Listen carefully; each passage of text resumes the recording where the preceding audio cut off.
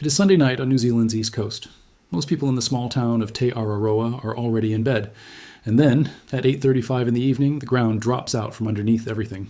Not a gentle roll. A hard, violent jolt that sends dishes off shelves and has people grabbing door frames on instinct before their brain even catches up to what is happening. Within minutes, more than 5,000 people have logged onto GeoNet to say the same thing. I felt that, and it was strong. What almost nobody watching the news that night realized is that this earthquake did not happen on just any patch of ground. It happened directly on top of the single most dangerous geological structure in the entire country. A fault so large that scientists say it is not a question of if it eventually produces a catastrophic earthquake, but when. Today, we are breaking down exactly what just happened off the coast of the North Island, why this particular stretch of ocean floor keeps scientists up at night more than almost anywhere else in New Zealand, and what this quake actually tells us, and does not tell us, about the risk of something much, much bigger. No exaggeration, no doomsday countdown, just the geology, the data, and the real stakes. Because this is one of those stories where getting it wrong in either direction, too calm or too alarmist, actually does people a disservice. Before we get into the details, tell me in the comments if you're in New Zealand and felt this one. Where were you? What did it feel like? And how long did the shaking last? I want to hear directly from people who were there. And if you want to keep tracking every update out of GeoNet and GNS Science as this sequence develops, subscribe to the channel now. It's free, and it means you won't miss it if the situation escalates. Let's get into it. Here is exactly what happened based on GeoNet's own data. At 8:35 p.m. on Sunday, an earthquake struck roughly 10 kilometers southwest of Te Araroa, on the eastern tip of New Zealand's North Island out toward the Gisborne region. GeoNet, New Zealand's official geological hazard monitoring agency, placed the magnitude at 5. 7 international monitoring agencies picked up slightly higher readings, with some measurements coming in as high as magnitude 5. 9. This kind of discrepancy is completely normal, and it is worth understanding why, because you are going to see it every single time a significant earthquake makes international headlines. Different agencies use different seismic networks, different calculation methods, and slightly different models to estimate the size of a rupture.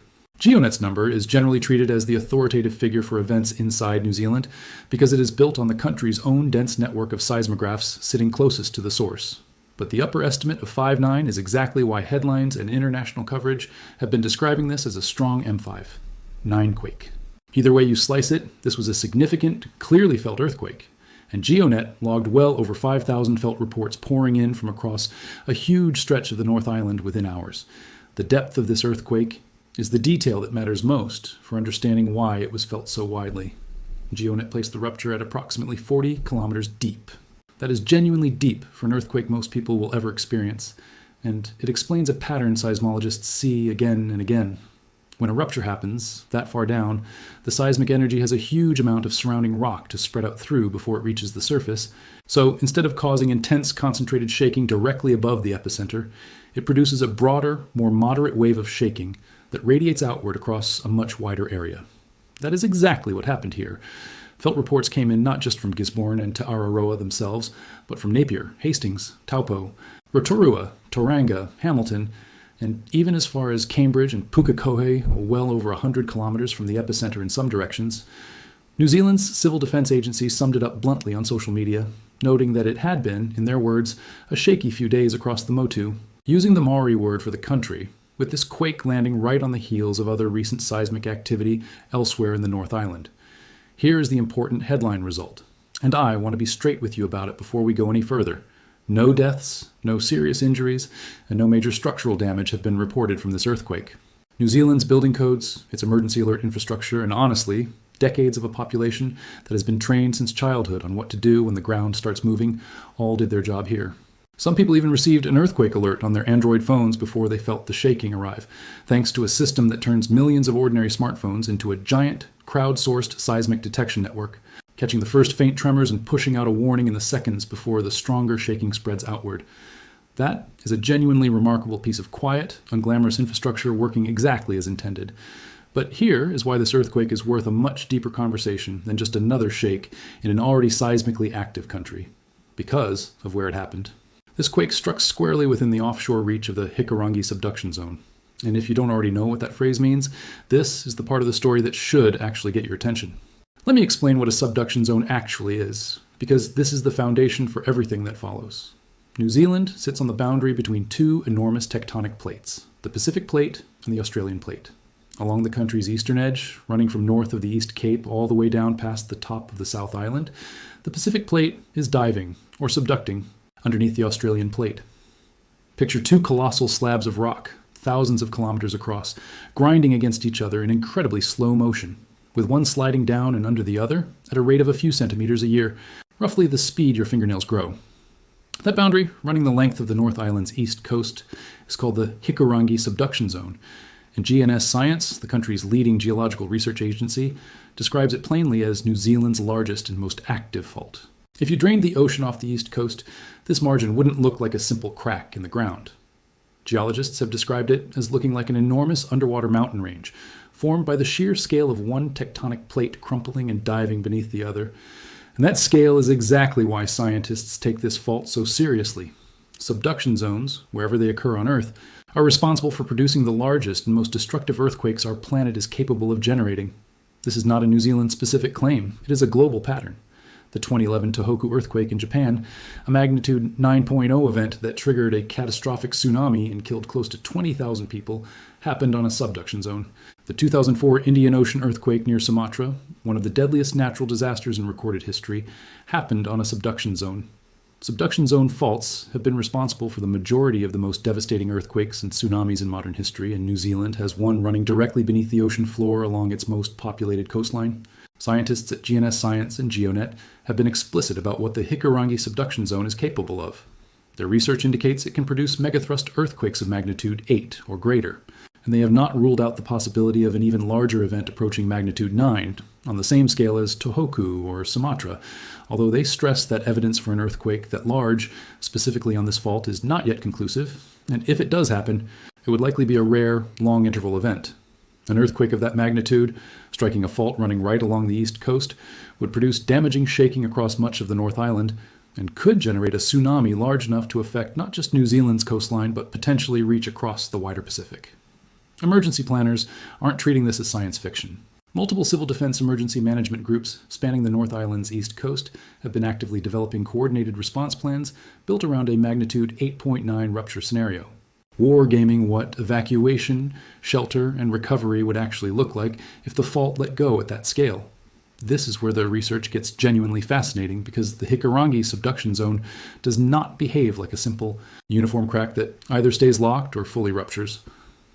Scientists studying it using GPS monitoring stations have found that different sections of the fault behave in dramatically different ways. Beneath the lower North Island, in the southern part of the zone, the fault appears to be tightly locked, meaning friction is holding the two plates together and preventing them from sliding, which means stress just keeps accumulating there, slowly and silently, waiting to be released. But further north, offshore of Gisborne and Hawke's Bay, closer to where this weekend's earthquake actually occurred, the fault behaves completely differently.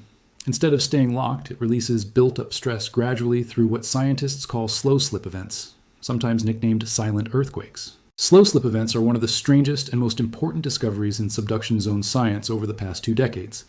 Instead of rupturing suddenly and releasing all their stored energy in a few violent seconds the way a normal earthquake does, these events allow the fault to creep, releasing the same amount of displacement, sometimes tens of centimeters of movement, but stretched out gently over days, weeks, or even months. Nobody feels a slow slip event happening. There is no shaking, no felt reports, nothing that would ever show up on a Richter scale reading. The only reason we know they exist at all is because of incredibly precise GPS stations planted along the coast that can detect the ground itself physically creeping, millimeter by millimeter, over time. Scientists first discovered these events happening on the Hikurangi margin back in 2002, and they've recorded them regularly ever since, roughly every 1 to 2 years, in the shallow northern section of the fault, and every 5 years or so beneath the Kapiti Coast and Manawatu regions further south. Here is why slow slip events matter so much to this story. Researchers increasingly believe that in some subduction zones, these silent, gradual movements can act as a trigger, nudging a nearby locked section of fault closer to failure, or in other cases, actually relieving pressure and reducing risk in the short term, depending on exactly where and how they occur. Slow slip events on the Hikurangi margin have been recorded happening after other major New Zealand earthquakes too, including a large slow slip episode spanning more than 15,000 square kilometers of the fault, roughly the size of an entire small country, that followed the devastating magnitude 7.8 Kaikoura earthquake back in 2016. The fault is not a static sleeping structure. It is constantly moving, constantly redistributing stress, constantly being monitored by scientists, trying to understand a system that has direct life and death implications for the people living above it. So does this weekend's magnitude 5, 7 to 5, 9 earthquake near Te Araroa mean the fault is about to unleash a magnitude 8 or 9 megathrust event? Here's the honest, scientifically responsible answer. No, not necessarily. And it is important not to jump straight from one moderate earthquake to headline-grabbing catastrophe. GNS Science's most recent long-term hazard research on this fault, drawing on 8,000 years of geological evidence pulled from sediment cores and onshore excavation sites, has found evidence of roughly 10 major earthquakes on the Hikurangi subduction zone over that entire period, and from that data, they've calculated the odds of a magnitude 8 or greater rupture within the next 50 years at around 1 in 4. That is a serious, non-trivial probability for a fault sitting beneath one of the country's most populated coastlines, but it is also a 50-year window, not a countdown clock triggered by any single moderate earthquake. What this weekend's quake does confirm, though, is that this stretch of coastline is exactly as seismically active as scientists have long said it is. This wasn't an isolated random event happening in a geologically quiet corner of the country. It happened directly within the offshore footprint of New Zealand's largest and most dangerous fault system, a system that has produced significant earthquakes here before. Back in 2016, this exact same area near Te Araroa was hit by a magnitude 7, one earthquake, followed by a substantial aftershock sequence that included an additional magnitude 6. 2 event, and 18 more aftershocks measuring magnitude 5, 0 or greater within just a couple of months.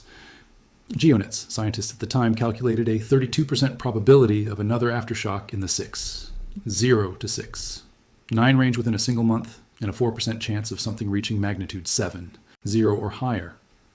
That is the kind of sustained, elevated hazard this particular corner of the country genuinely carries. And it is precisely why GeoNet and Civil Defense responded to this weekend's earthquake, not with alarm, but with calm, practiced messaging, reminding residents of the basics: drop, cover, and hold during shaking. And if you're near the coast and the shaking is long or strong, don't wait for an official tsunami warning. Get to higher ground immediately. That last point deserves its own moment because it is genuinely one of the most important pieces of practical safety information for anyone living along New Zealand's east coast. Offshore earthquakes on subduction zones are exactly the kind of event that can generate tsunamis. And the warning system that matters most in the first critical minutes is not a phone alert or a siren, it's your own body. If you are near the coast and you feel an earthquake that is either long in duration, more than a minute of shaking, or strong enough that it's hard to stand up, that is your signal to move to higher ground immediately, without waiting for any official confirmation. Official tsunami warnings take time to calculate and distribute. A wave generated by a nearby offshore rupture can arrive in a matter of minutes. This weekend's earthquake, at magnitude 5, 7 to 5. 9, and originating 40 kilometers deep, was not large enough or shallow enough to generate a tsunami, and no tsunami warning was issued, but the underlying lesson about recognizing long or strong shaking as your own personal warning system remains exactly the same for any future event on this fault, including a much larger one. It's also worth putting this weekend's activity into the wider context of what has been an unusually busy few weeks for seismic activity across New Zealand generally, even though scientists have been clear that these events are not connected to each other in any causal sense. Just over 2 weeks before the Te Araroa quake, a magnitude 5, 9 earthquakes struck the King Country region near Tamarinui in the early hours of the morning, waking much of the North Island and triggering more than 23,000 felt reports, the strongest shallow earthquake recorded in that specific area in the modern instrumental record. That one turned out to be a completely different type of earthquake, caused by the crust stretching and pulling apart at the edge of the Taupo volcanic zone rather than subduction. And GeoNet was explicit that it had nothing to do with the region's nearby volcanoes, all of which remained at their normal, unchanged alert levels. Around the same period, the South Island had its own significant event, a magnitude 6. 3 earthquake north of Te Anau in Fiordland, tied to entirely separate plate boundary processes over 1,000 kilometers from the North Island events. GeoNet was direct about this too. 2, and now 3 strong earthquakes within a matter of weeks is coincidence, not a coordinated pattern, but every one of them is a genuine reminder that New Zealand sits on some of the most active tectonic real estate on the planet, and that earthquakes here really can happen almost anywhere, on any one of dozens of fault systems crisscrossing the country. So where does that leave us? This weekend's earthquake near Te Araroa was a real, clearly felt, moderately strong event that thankfully caused no reported deaths, injuries, or serious damage. It happened directly within the reach of the Hikurangi subduction zone, the largest and most dangerous fault system in New Zealand, a structure capable of producing megathrust earthquakes of magnitude 8 or potentially higher, the same category of event responsible for some of the deadliest disasters in modern history elsewhere around the Pacific.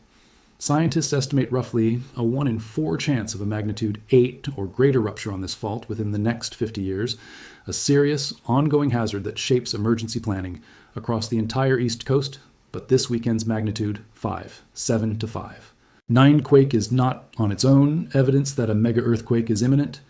It's evidence that the fault is exactly as active as decades of scientific monitoring have said it is, quietly creeping through slow-slip events in some sections, staying locked and accumulating stress in others, and periodically letting go with moderate earthquakes like this one that remind everyone living along this coastline what sits beneath their feet.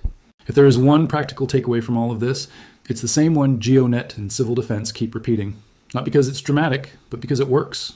Know the drop, cover, and hold response and actually practice it. If you live or travel along New Zealand's east coast, know that long or strong shaking near the water is your cue to move to higher ground immediately. No waiting required. Keep a basic emergency kit ready. None of this requires fear or panic. It requires the same quiet, practiced preparedness that turned this weekend's earthquake into a 5,000 felt reports news story instead of a tragedy. The same preparedness culture that has been built here, precisely because scientists have spent decades studying exactly this fault and being honest with the public about what it's capable of. We'll keep tracking this sequence as GeoNet logs any aftershocks, and as GNS Science publishes further analysis on this event and its relationship to the wider Hikurangi system. If you found this breakdown useful, subscribe so you don't miss the next update, and drop a comment if you felt this one or if you live along New Zealand's east coast. I genuinely want to hear what living alongside a fault like this feels like day to day. Stay prepared, stay informed, and I'll see you in the next one.